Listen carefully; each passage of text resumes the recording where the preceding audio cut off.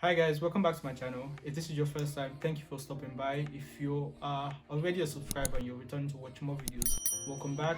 I am also back. Apologies for the delay in not putting out videos. I hope you guys do forgive me. So today I'm with a very special someone, and she's here to actually give you guys some advice. So I really hope you guys take some notes. So the video we'll be speaking about today will be tips on how to get a placement. So how we basically get our placement, and we'll also do like a story mode in the part 2 of this video, whereby we actually go in detail into how we actually got our placement. So make sure after watching this first video you also watch the second part of this video. Okay, so if you guys don't know who I am, I'm going to link my first video where I actually spoke about myself above. But in short, my name is David Akan, as you can tell by the channel name and by my name. And I'm also a student at Coventry University. I study computer hardware and software engineering. So again, that is computer hardware and software engineering. I am currently in my second year. I finished my second year. I'm currently on my placement year. I'm currently placed at Siemens UK, and yeah, so that's about me in short. So I'm going to pass on to Michelle. Hi guys, my name is Michelle. I also go to Coventry University with David, and I study business and finance, and I'm also on a 12-month placement currently as well. So yeah, I hope you enjoyed the video and I hope it's very useful to you guys. Perfect, thank you for that. So basically we're going to start with basically how a placement works, because I know there's some people who are watching these videos and you have no idea or no background knowledge into how placement works. So Michelle is going to give you guys a brief introduction of how the whole placement or sandwich year works in short. Okay, so guys, when you apply for certain courses, there will be some courses which will be 3/4 years with a sandwich in. The sandwich year is basically what me and David are on. In the sandwich year in Coventry, it will either be a year in industry, which is what we're doing, or it will be a year in studying abroad. So for us, we obviously done a year in industry. This will be an opportunity for you to actually work with a company in your course, in your sector, in your field, whatever you want to call it. So David is currently in engineering. I do business and finance. I decided to go do a placement within. I decided to go do a placement on the business side, so I'm doing marketing. It will be an opportunity for you to build your skills, gain experience, and hopefully at the end of it, fingers crossed, help you get a graduate job. So basically it's just a real life experience that you can have that will basically give you an insight into what you're going to be doing at the end, and hopefully will be paid. Hopefully. But to be honest, to some people, most people will say the payment isn't the most important bit. For me, payment is important. I'm gonna be really honest. If you can get a placement whereby you actually paid, please do take it. But if you can't find one, it is what it is. Just go with what you have. So now I'm gonna speak about misconceptions or things that I thought prior to actually getting a placement. So once I applied for uni, so as I said, I studied computer hardware and software engineering. Before starting, I was told that I was going to be on a sandwich course or a sandwich year. I was going to go on a sandwich year after my second year, and I literally didn't even know what the term sandwich meant. I just went with it. I was like, okay, they said it's a sandwich year. Does that mean that after my course I'm going to get a master's integrated into it? I didn't even know about the whole idea of a placement. So I think it was after first year, before we went on holidays, they literally told us that, okay guys, as you're coming back, make sure you start thinking about companies where you would like to work. So those were some misconceptions that I had. So as she said earlier, she's explaining what the placement year is. So guys, placement is actually a real thing. So don't be like me, be smarter than me. So the next thing is that... Wait 1 second, I also forgot to mention your placement year is in between your second and your third year. So me and David have both completed first and second year on a placement year. We'll go back next year into our third year. Yeah, and then hopefully we pass one time. Hopefully. And then the next thing is that we're actually gonna give you guys some steps. We're gonna give you guys some steps into how you can actually get your placement. So the first thing will be for you to actually do some online applications. So before you do that, you would actually have to create a CV and a cover letter. So please, can you just tell them how they can actually do that? Yes. So guys, a CV and cover letter are fundamental. I can't stress it enough. It's one of the most important parts of applying for placement.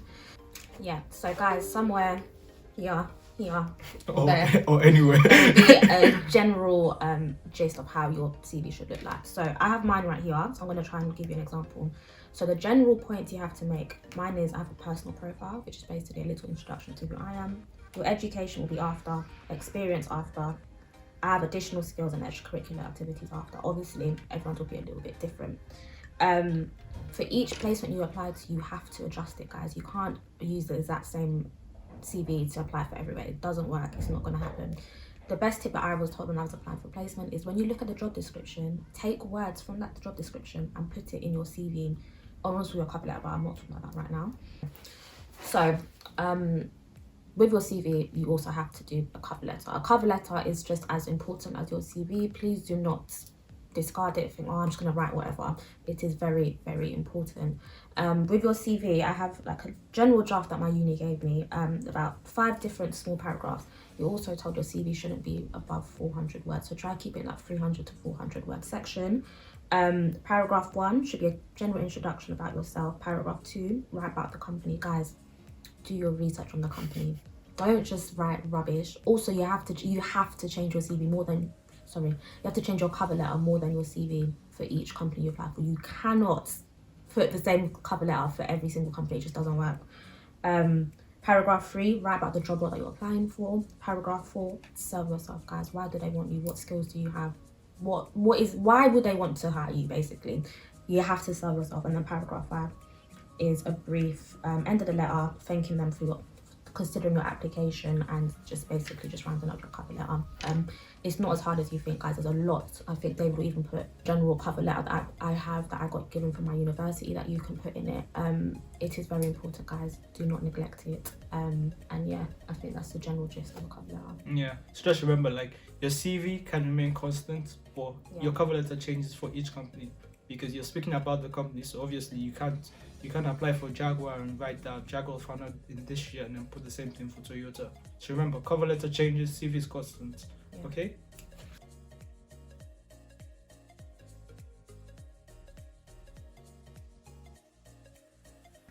So when you're doing this, for example, in your experience, guys, I know many of you will not actually have experience in obviously the field you're going into, hence why you probably want to do a placement. So what you want to do is, for example, me and David both worked in a football stadium. We were both kiosk assistants. Rico Arena. Don't know why you're saying it out loud. It's nothing to me. Anyway, it's fine. So yeah, you have to adjust it in a way to make it seem like you are worth them even looking at your application for. So for example, me and David both done the same job. We both went into completely different industries, but we both had to try and explain it in a way that will make it seem as though we're worth it, as though we've gained good skills whilst doing this. So I don't know, how would you word it if you if someone told me, like, okay, I worked in a kiosk, so I worked in retail. If you're watching this video, yeah, there's a high chance you've done hospitality or retail. I would say, like, okay, during my first year of university, I actually got some interpersonal skills from having the opportunity to work at Coventry football teams stadium. So I got the chance to meet celebrities. I got the chance to meet like different people, and I was able to like learn different experiences from them. Is that good enough? It's good enough, but you know, it's basically just trying to pick up on certain things. For example, so basically you have to just put it in a way. For example, we handled money. So for me, I'm going into finance. I will try and say, yeah, I handled money. I was responsible for taking care of the stocks, for looking out. So yeah, for example, so basically, as you can see, me and David both worked in the same place, but we had to describe it in a way that will make it seem as though it was worth it, as though they want to actually hire us, as though we actually gained valuable skills, and really and truly we were just standing behind a till serving food. So you know what I mean. So and then you have to, so as I was saying, you have to get words from the job description and put it in your CV, because there is, when you're applying to some big companies, there's not going to be people that's just going to be sitting there reading every single one of your CVs. It's not going to happen, guys. They're going to have something that's going to scan it, especially applying for big companies. They're going to just scan your CV, look for it, and they're going to just pick up keywords. This is why it's so important to put those words from the job description in your CV, in your cover letter, so that they pick up on those words and say, you know, this is a decent candidate.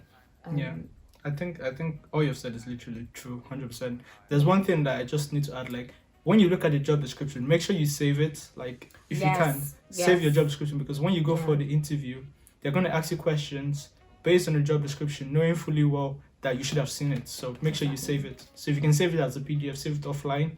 So when you're going, just print it out and take it with you, or you can have it on your phone. And then the next thing I'm going to speak about like the types of tests you can go through. So you would have like verbal tests, whereby they will speak to you just to see how you actually speak to people. You can also have like numerical tests, psychometric tests. There are different types of tests, just depending on what you're actually into.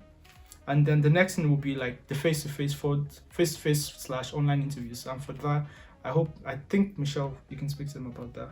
Yeah, that's fine. So You will hear about this in another part, even the second part or towards the end of this video. I had a very different experience applying for my placement as opposed to David. But obviously at the end we did both have face-to-face interviews.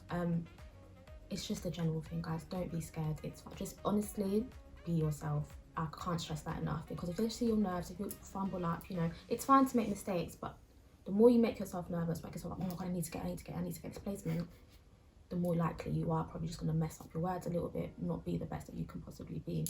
When I had my interview, I had about 2 people interviewing me. How many people did you have? I was literally in the middle and there was like a table around me. Yeah, his was way worse than mine, as you can see. But either way, guys, honestly, just be yourself. Don't forget, they want you. It's not just you wanting them. Obviously, as much as you want a placement, they also want you. You have to be the best that you can be. Don't be nervous. You'll be fine. I don't know what else to. I think all you've said is all untrue. I think like if there's anything I was going to add to that, like when you're filling your CV, do not lie. Because oh my God, don't lie, guys. If you lie or if you put something that you can't defend, this is where you literally get caught out, because they'll literally ask you questions based on your CV because they have no other questions to ask you. It's basically what you've put down in writing in black and white. That's what they're going to ask you back. Yeah. Just make sure that whatever you put down, you can actually defend it. So next I'm going to speak about, for engineering students, I don't know about business students, you guys have like assessment centers. What about you? Go? Yeah, okay, good. So if you go to like some interviews or some companies, I should say, like you'd actually have something called an assessment center. So you would go there and there'll be other people like you, and then you basically go through like different types of tests or different types of games. So you can have like group activities whereby they'll want to see how you actually interact with people, how you actually problem solve. So for example, they can tell you, okay, they can give you a problem and they say, okay, they'll break you guys into 2 groups and they say, okay, you guys go and find a solution. And in the process of you finding the solution, they're actually looking at you, seeing how you actually relate to people.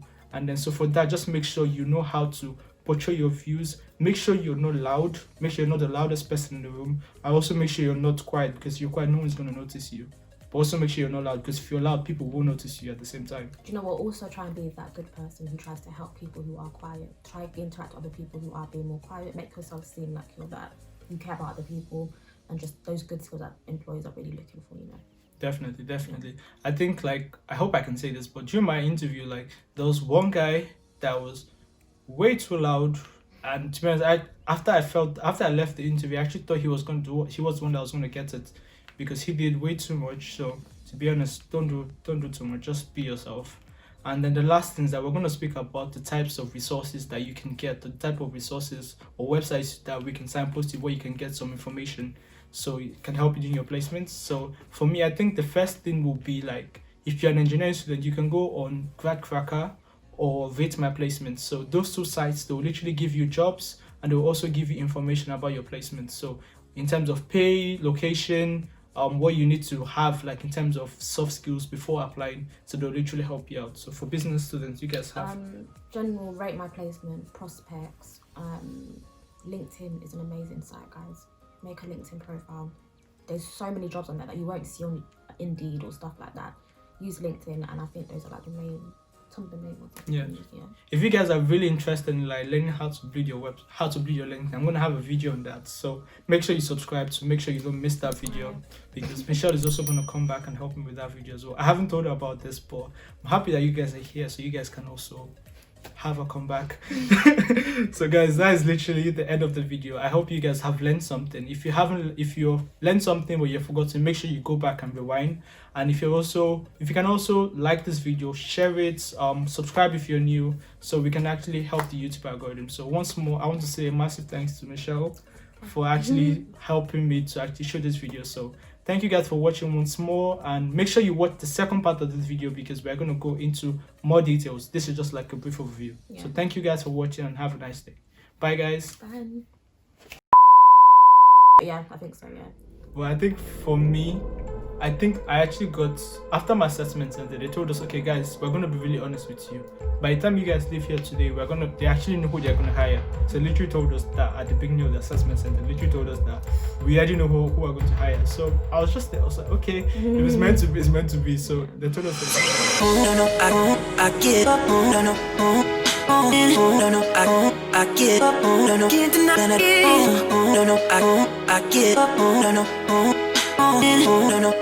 I get up.